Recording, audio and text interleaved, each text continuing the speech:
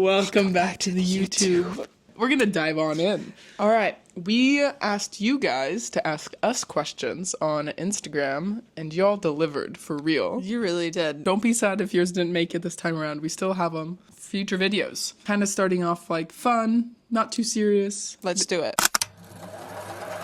Fave 2024 memory. Ooh. We did so much in 2024. Yeah, we did a lot of traveling, which was really awesome. So I'm going to say, like, specifically in Costa Rica, because we went to Santa Teresa for, like, 2 weeks. That was a whole thing in its own. That vacation was insane. Like, our travel there just didn't go as planned, and we were, like, 48 hours delayed total. We ended up landing in Panama City first. Yeah. It was crazy. It was insane. That could be a whole story time. But basically, Santa Teresa specifically has been like a dream destination of mine for years and years and years because I love surfing. So a specific memory from 2024 is just like sitting out in the lineup, like out on the water on my surfboard, and it's just like, the water is so clear, yet it's raining. Yeah. And I'm looking onto the beach, and it's just like jungle. That was really cool. And it's something that it's something you don't experience in many other places. And Yeah. I had never experienced that before. And the fact that we were not in wetsuits and we could just wear like bikinis. Yeah. Was awesome. I think Costa Rica was also a top for me just because I've never been to Central or South America or anything. Yeah. And like you said, being able to surf without a wetsuit, we would drive ATV, yeah. to go through a jungle to go surfing. And that was just like such a cool, like it was probably the coolest surf trip I've ever been on. Right? because Such an adventure. yeah, it was very adventurous. And there was a lot of shit that happened that was kind of scary. Like looking back on it, like there was a lot of moments that were like, ooh, this could have ended poorly. But it was also like a part of traveling to that part of the world. No, exactly. And it was so fun. It was such an experience, and we definitely want to go back. I think just like another nugget was just the 3 months we spent in San Diego in the beginning of the year, and the amazing people that we met during that time that we are now like really good friends with. Yeah. That I will never forget. Like it just because these are people I hope to know for life. Yeah. So I really appreciated that time. Shout out our besties in San Diego. Okay, next question. What's the characteristic that drew you to each other? I would say your social skills. Are they good or bad? Kind of. No. They're horrible. the lack No, but of what lured me in at first was that you were super attractive. But like what hooked me really was like you're very skilled in having conversations with people. And that's something that I really appreciate in you. I was honestly gonna say, like, if we're being honest, like the one that was pretty much what it was too for me. Like I'm not trying to be lame and answer the same thing, but my first memory of like when we met was feeling so attracted to your ability to just sit down at a table of people that you didn't really know and just laugh and make jokes and have a good time. And just like be really free. Oh, also side note, if I sound a little different, it's because I'm recovering from a cold, so I'm still quite congested, so yeah, apologies, but I sound a little stuffy, and that's why, because I am. It was just your overall positive, or you had a positive vibe to you, and you were just like having a good time, and just like I just remember you being funny, and I was just really attracted to that. So Thank you. yeah. Next question. Did you guys date masks before each other? You're the first girl I've ever dated. Yeah. So No is the answer to that. I'm the first like real relationship you've had. Yeah, period. In terms of like girls that I kissed on a dance floor, I think none of them were masked. Yeah. But I don't think that was not like a conscious choice. Like I still saw people around town and thought that they were attractive and they were masculine looking. So it's not like it just happened to be so that there's more femmes than masks, I guess. And I think for me, like this is my first like queer relationship, like true relationship, but I went on dates with women before we met. And they ranged from very feminine. The girl that I had a situationship with, I would say she's more mask presenting, but she was like mask with a bun.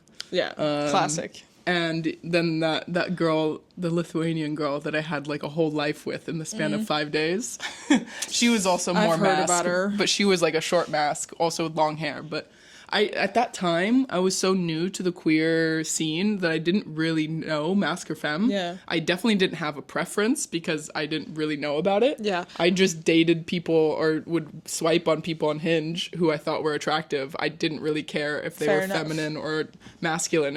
If they were attractive, they were attractive. Fair enough. So for me, it didn't matter. Well, did you have any kind of reaction towards my height when we met? No. Like, oh my god, that's so hot. You're so tall. That's so hot. No? But I think also I in didn't Sweden, you're not crazy tall. But yeah, I didn't think about it because I was at that point, to being surrounded by other tall women. Yeah, yeah. Which was really nice to not feel like a giant all the time. Yeah. Next question, gay awakening. I got one. Lily hear it. Reinhardt. Yeah, for me, it's a bit basic to say. I feel like I would have to say Ruby Rose from Orange is the New Black, which I know is like basic and was kind of the gay awakening for a lot of people. Basic. But that was because that's the first time I consciously like Googled a female actress with the intention of like, I wanted to see more photos. That's okay. Yeah. But, now if I look back, even yesterday I realized, I think I was like, had a crush on Jennifer Lawrence in Hunger Games when I was in high school. Yeah. But like, I didn't go out of my way to be searching up Google images of her just to look at her. But I did that for Ruby Rose. I did that with Lily Reinhardt. Yeah. So that's why I would say Ruby Rose. I would like stalk her Instagram. Like, it was pretty bad at one point. It's valid though. Yeah, that's so funny. It's like she is really attractive, but it's like now looking at her, I'm just like, what was it really that just like? She's really charming. Yeah, I think that's it. Yeah. Because I used to watch like a lot of interviews and stuff. She's super like charming. a super charming, super like sarcastic person, which is why I like Jennifer Lawrence. yeah, sarcasm is hot. Yeah. Just a personality and Yeah, being exactly. charming. Sarcasm is having a personality. Next question. If we're planning on having kids, and if so, would it be through IVF or adoption? We don't know if we want kids or not. Yeah. I feel like you've grown more open to the idea throughout our relationship. Yeah. Because I remember when we first met, you were just like, I am like 90% sure I don't want kids. I Pretty think much. I was like 80-20 of like 80% not wanting kids and 20 wanting. But and then a year and a half into our relationship, you were just like, but like just imagine babies are cute, and just like imagine a tiny us running around. I just think we would be amazing parents, and I think it would be fun with you. And that's why I've changed my mind, because I didn't have that perception before. Before it was like, it felt like a thing that I had to do. Yeah. And when I started breaking that down, that's when like I stopped wanting to have kids. But then when we met and started dating, and just like the thought about raising kids with you just puts a smile on my face. Yeah. Because I just genuinely so think cute. we would have fun doing it, and we'd be great at it. Yeah. So yeah, I think it could definitely be in our future. But I don't think we'll ever be 100% in one way or another until the moment comes. Yeah, exactly. It's a long time into the future, like 10 years, I don't know. But we would like science to come to a point where we could have a biological child that's both of us. Yeah, that would be dope. The goal. That'd be so great. That'd be so awesome to just like have a mini us running around. I think we would try through IVF. But we're also open for adoption. I think we have no firm decision in anything because we're just not at the point of being ready to have kids. Yeah. We'll see if when we're in our 30s and feel like, okay, this feels like the right time, then that's when we'd start considering, okay, which direction do we want to go? Are we ready for the next question? We are. When do you feel the space/safety to be feminine? And I do really like this question. I really appreciate that they asked that, because we are masculine presenting. Like, femininity isn't only by how you look on the outside. It has a lot to do with like how you are on the inside as well. Both of us are very emotionally feminine. Yeah. We like to wear makeup when we go out, but we do it in maybe a bit more masculine way. But that has been something I've explored since being masculine. I was uncomfortable wearing makeup before when I presented feminine, but because like that just didn't feel authentic to me. So it's so freeing to now, like, as a masculine presenting person, be able to explore something that's feminine, like makeup, but do it in a way that doesn't that feels euphoric for me, and not dysphoric. Yeah, that happened to me as well. Like, I would always wear makeup, and I would enjoy, like, learning about it and stuff. I never went, like, super feminine with my makeup. Since presenting more mask, I've been, like, embracing the femininity, but still making it look maybe more androgynous rather than classic feminine. I feel like people often combine this idea of, like, being masculine with, like, manly. Yeah, exactly. And I'm like, they are completely different things. Just because we are mask lesbians doesn't mean that our behavior is manly. Yeah, no. I think that's where this, like, idea of a soft mask comes from. My interpretation of a soft mask is just, like, a mask that is more in touch with their feminine side, like, personality wise. Like, they more in touch with their emotions. More emotionally mature. Yeah. I guess. I don't know if that's feminine, but I think it is. But I think it is. Yeah, because it's certainly not manly. Yeah. People comment on sometimes, like, on Reels, especially because there's more haters there. Yeah. And they're just like, there's nothing masculine about this or something, or like, there's nothing manly about this. And I'm like, bro, we never said we were being manly. Like, we're could like, never. And also, like, being masculine, like, it's just how we like to identify as, how like, in terms of how we present. I wouldn't say that my personality is necessarily masculine. I'm getting warm. Take it off. Take it off. Quick little outfit change. I got hot. Yeah, you did. Yeah, you are. How do you get over the fear of getting intimate with a woman? Yeah. Our first time together, it was my first time with a woman ever, and I did not say that to you, which I do not recommend. I should have told you that it was my first time, but I just, like, I went for it. I was just like, I'm not gonna show that this is, I'm gonna let her know that shit's about to go down. I wish you would have told me. I don't even know what you're saying there. I wish you would have told me, but I also understand, like, you know, we had known each other for 3 days. Yeah. And I can't say if I were in your position, I would have told the person. Yeah. Like, I was fortunate enough to, like, my first time with the woman was with somebody I was really comfortable with, a very good friend of mine. So it was like, she knew my whole situation and it felt very safe. I also, you know, did my research online before because you're scared. But I would say the best way to prepare for being with a woman is being with yourself. That, because, I mean, mic drop. If you have a woman's body, then you know what feels good on you, and that should probably feel good on somebody else. And if it doesn't, just ask.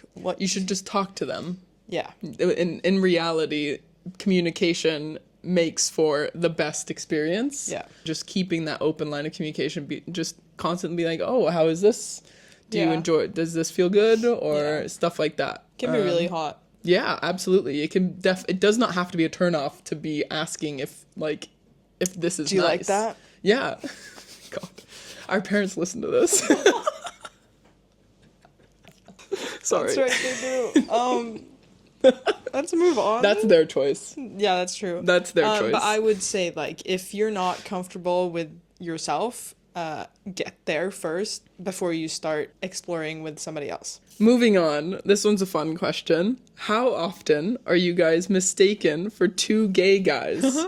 Well, we actually don't know how often, but we can tell you that has happened. I would say, I would bet that it's a daily occurrence. Yeah, probably. Obviously, like, we don't know what everybody thinks as we walk by, but every single time we walk into a women's space, people are like, do a double take. Yeah. So they always think that we're dudes at first. So I can only draw the conclusion that when we're just walking around town and they see us holding hands, they probably think we're two twinks. Which is so cute. Which is really fun. And I'm just like, it's fine. We're a gay couple regardless of which gender you view us as. So it is what it is, but I feel like it happens a lot. And it also, we get that comment on a lot of our reels and TikToks of just like, is this bruh bruh? Or it's like, I thought this was two twinks at first. And I'm like, yeah, valid. But it's funny when like gay men are just like, you know what, y'all are hot. I'm switching sides. Okay, a question about our queer event. Somebody wants to know if we're planning on expanding flatmates to other activities. We'd love to, when it gets warmer here in Sweden, to have some kind of outdoorsy event. Yeah. Maybe like host a picnic. Yeah, definitely in the summertime, it's so nice to be outdoors. I think our first priority is to expand flatmates outside of Stockholm, as opposed to expand the activities that we do. Yeah, yeah. Wants to know if she should tell her close friend she has a crush on her. And that's so hard. Shoot your shot. That's one option. Yeah. Number 2, don't, because there's always going to be that risk that if you tell her how you feel, that the relationship is going to be different. Yeah. So it is tough. If you feel like this mutual kind of flirtatious vibes, I'd say shoot your shot. It's hard. It's hard. If you feel like, try to like feel out the vibes, and if the vibes are reciprocated, I say go for it. Yeah. I second that. What do you enjoy the most doing as a couple? I love traveling with you. Yeah. That's so awesome. Genuinely. So valid. We've had the opportunity and been fortunate enough to be able to travel a bit, like quite a bit, while we've been together. And it's just so much fun with you. It's so much fun. You guys know how common it is for couples to like fight, especially on like travel days. Never happens for us. No. It's just always fun. I get like anxious that we're going to lose our luggage. Yeah, that always happens. That's me. And you don't get irritated with me, but you're just like this again. You're like, oh. I'm always like, don't take out a loss in advance or whatever. Like, don't worry about something that hasn't happened yet. Yeah, exactly. Yeah. I was just translating I know, the Swedish and hoping you would pitch in. Yeah. You know, this past week went to Berlin on my own for like a job thing. It was only for a few days and I wasn't alone during those days. It was a whole workshop thing. But just the traveling there and like sitting at an airport and just like, it's just not as fun without you. I was just like, this is lame. I traveled alone. Like when we met in Portugal, I had traveled to Portugal on my own and that was fun. But of course it's way more fun to do it with the love of your life. Yeah, that's true. I chose company, you chose love of your life. Yeah. Equally good. We're combining 2 questions. What should they wear on their wedding day? And we're combining that with where do we shop for formal wear? We don't have good formal wear closet because if I was gonna buy formal wear for a huge job thing or like my wedding, I would go expensive because there's not any cheaper brands, meaning like $100, $200, maybe even $300 that make good suits. Yeah. Good fitting the way I want it to fit, because I want a baggy pant but not too baggy and a blazer that is not feminine cut, just like straight cut, double breasted, just like a very classic vintage cut suit. And that's super hard to find. In terms of brands that I've seen have done suits that I like in the past are COS, C-O-S, Swedish brand, super sick. It's a purple suit, fits amazing, just kind of how I described. Another brand is Tiger of Sweden. They had a great wedding suit like last season, the white one. That was like showing up all over my... Fucking sick. Yeah. So check Tiger of Sweden. They had like a great wedding suit. We just don't wear a lot of formal wear. It's hard. Yeah. But also a hot option is just dress pants and a vest. Yeah. That's really hot. Next question. Cool. Should I strip now is the question. If you want to. Is it time? I'm stripping. Okay, so I just stripped. Cool. You look good. It got really, really warm in that hoodie. Okay, next question. How do you guys handle conflict? Communication. Honestly. We don't have a lot of conflict, first of all. Yeah, no. We don't really fight, but that's because we're constantly communicating. Obviously, like, we've had disagreements. We've never had an actual fight. But there's been times where we had some miscommunication that did end up being just like, you know, a bit uncomfortable and we had to talk through it. Yeah. But that really is like how we handle, like, in plain and simple terms, we just talk through it. Yeah. And talk through where the like miscommunication came from, try to see the issue from each other's perspectives. Yeah. And see where the other person was coming from and understand like, okay, I see what you're saying. I see where you're coming from. I was in a totally different mindset. That's kind of why we clashed on this one thing. Because our brains do work so differently. Yeah. So sometimes when we have disagreements, we usually only have to talk about it to kind of resolve the differences of how we experience things, and that usually resolves it. Yeah. And that's on that. And that's on that. Communicate with your partner, please, guys. Did you feel scared to express yourself freely? I pretty much never did, which is crazy. I don't know where this confidence stems from. Honestly. Like, I feel like I was just born with a ton of confidence. Doesn't mean that I've always, like, loved myself. I've not always had great self-esteem, but confidence was just always through the roof. Yeah. I've always believed in myself, and anyone who thought that I was weird, I was just like... okay. Because I was a very unique child. Like, I dressed very tomboy. I was very, like, social. I didn't care what anybody thought about what I did. Like, I would bring my guitar to school and I would sit in the corridors and just jam. I love that for you. And so I bet some people would walk past and just went like, weirdo. Weird ass kid over here. But that's what I did. And I have a very different story. I had a lot of problems with self-esteem and self-confidence for pretty much all of my life up until I cut my hair and started dressing mask and finally living my authentic self. So I've only really been confident and comfortable expressing myself for like, 2 years now? Because even when we first met, I was in the very beginning stages of that, and I wouldn't say I was like confident yet. I was definitely working on it. I struggled a lot with my confidence and self-esteem all my life. And that stems from when I was little and I was very tomboy and started when you get to that age, for me, probably like 6th grade, and I started picking up on, whoa, how different I was from the rest of the girls. Yeah. And it was kind of there, it started tanking. And my first ever experience with like having girl friends was in 6th grade, because before that I had only guy friends. Like in 6th grade I started realizing how different I was, and I was like, okay, I need to start getting some like female friends so when I go into middle school I won't be just with the boys, you know? And that experience fucking rocked me, because it was my first experience of just how mean girls can be. And so I basically tried to be friends with this group of girls, one of which I knew very well. She was my neighbor and we were friends, but I was trying to like go into that group of friends. My neighbor friend, she ended up moving pretty quickly, so like she was trying to get me into her group of friends before she left, which was very kind of her. And by the time when she left, the queen bee of the group was just a total... She basically one day, this is still traumatic for me, like there was a lot that happened, but like the most traumatic thing that happened with this group of girls was at lunchtime, recess or whatever in 6th grade. I went to go join them to hang out with them after I ate my food, and as soon as I started getting close to them, they started running away and giggling. Yeah. And I was just like, oh, what's going on? Like, what? I didn't get what was, so I started like running after and trying to be like, oh, like, where are we going?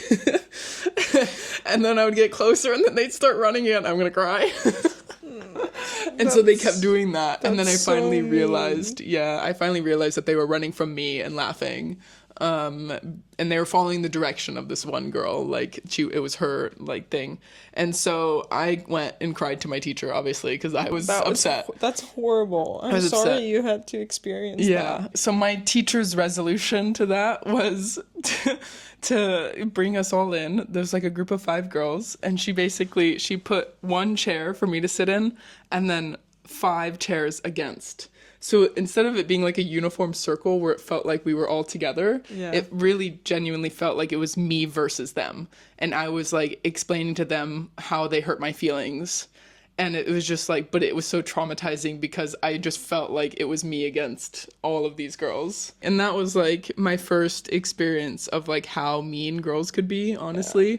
And I think that experience really rocked me and really set a precedent for my self-esteem and my confidence in it, because it took so long for me to feel free to express myself after that, honestly. I should also add the queen bee. This is also pretty brutal. The queen bee of the group, we all had a sleepover at her house once, and I accidentally knocked down a poster because it was just taped to a wall. And I tried putting it back up, but it couldn't, the tape wasn't sticking. So I gently laid it on the floor and told her that it had fallen down, and I said sorry. The next day, I opened my email, because this is how we communicated back then. I got an email from her, and this whole email was just how she described how rude it was of me to knock down her poster, and how she never, ever wanted to be friends with me to begin with, that she doesn't like me. She only tried to be friends with me because... like the girl that introduced me to the group that ended up moving was like that she did it just because they were friends. And so I got this email being like, I don't like you. I never want to be friends with you. I only did it because I felt sad, and that I did it because the girl like asked me to be your friend. That girl's legit psycho. Yeah. What the? So yeah, that was pretty brutal. I'm so That was sorry. my first experience of women. No. And you became gay? I know. It's just like, let me get more of this. No, it was pretty bad. Let's do one final question. Something about us that no one would ever suspect. My biggest wild card is that I'm in an acapella group. And you were in And theater. I was the leader of the acapella group. Yeah. I was the conductor of the said acapella group. And last year you played a monk. Yeah, a monk. And you in a had the play. most A vampire amazing- monk. It was a crossover between Twilight and Robin Hood. It was just incredible, just the outfit that you had on. And I really wish I had this photo. We found a photo for you. That's me as a vampire monk. You guys, what? It was fantastic. Okay.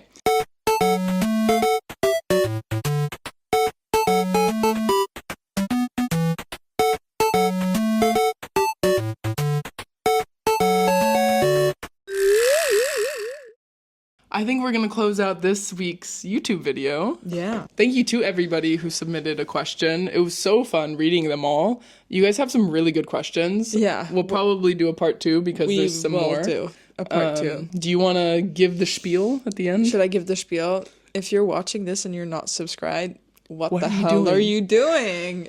Go subscribe right now. Hit a notification bell if you don't want to miss another video.